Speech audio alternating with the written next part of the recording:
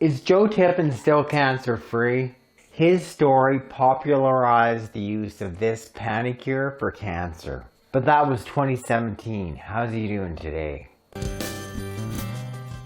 I've talked about Joe Tippens in the past. He was diagnosed in 2016 with small cell lung cancer. It's a fairly serious and difficult to treat type of lung cancer. In spite of conventional treatment, this cancer spread to multiple areas throughout his body. In 2017, he was told, there's nothing further we can do. He talked to a friend who was a large animal veterinarian, and this veterinarian shared with him some new research that was coming up where an old animal dewormer by the name of Panacur, the name of the drug is actually fenbendazole, it was being studied for tumors in mice.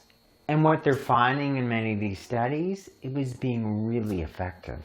One of the study researchers, this person was actually diagnosed with brain cancer.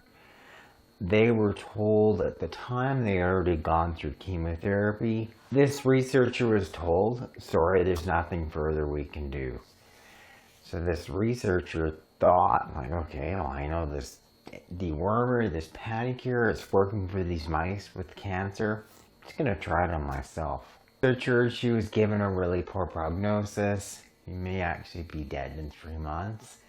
She started taking the Panacur. Within 3 months, she went back in for a recheck. She was diagnosed at the time of being cancer-free. So Joe hears that story. He's hearing this is what a researcher has something similar to him, this metastatic cancer, being told that there's no hope, no other form of conventional treatment. He's like, what do I have to lose? Joe developed his own specific cancer protocol, focused on 3 forms of alternative treatment. Number 1, he started with this, fenbendazole or Panacur. He started on a relatively low dose, about 222 milligrams daily. That equates to about 20 milligrams per 10 pounds of body weight daily. One of the big things about Panacur is it's a very old drug. It's been used in millions of animals around the world. It also has been tested in people. And it's a drug which is very effective, virtually no side effects. It's kind of like one of those ideal medications where you get really effective dewormer, especially in our dogs and our cats. Also treats other parasites such as Giardia. And we can comfortably use it in dogs, cats, horses, pigs, etc. Works well, no side effects. Number 2, the Joe Tippens protocol includes this. This is 95% curcumin. He used the standard curcumin dose that I actually suggest for animals. About 100 milligrams per 10 pounds of body weight daily. 1 600 milligram capsule of the bioavailable curcumin. It's much better absorbed curcumin twice a day. The third part of the Joe Tippens cancer protocol, this CBD or cannabidiol. Of the CBD, he's using 25 milligrams daily, just given sublingual, or that's under the tongue. Typically that will result in better absorption. That equates to about 2 milligrams per 10 pounds of body weight daily, similar to the dose that I'm suggesting for animals of 3 milligrams per 10 pounds of body weight daily.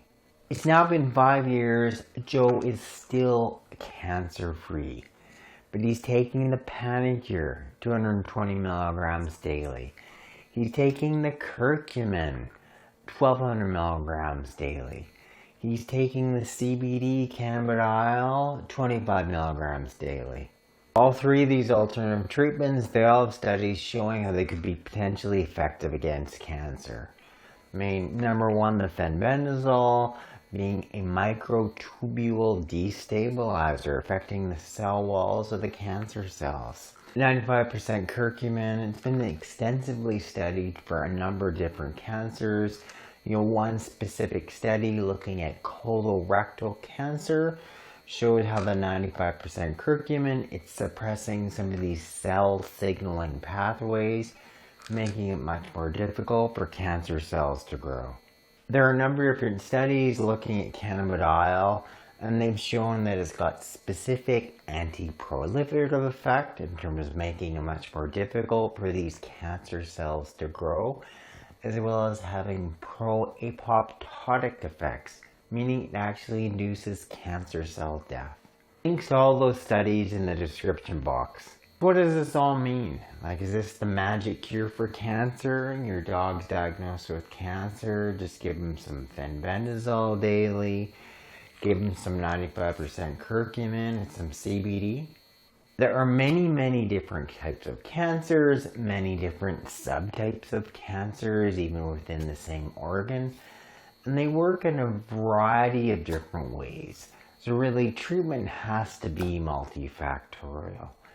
If I were to have an animal with cancer again, and I'm going to adapt the Tippens protocol to treating my dog or cat, it really is good to hear about success stories, especially success stories that involve someone who's told, like, there's no chance to live.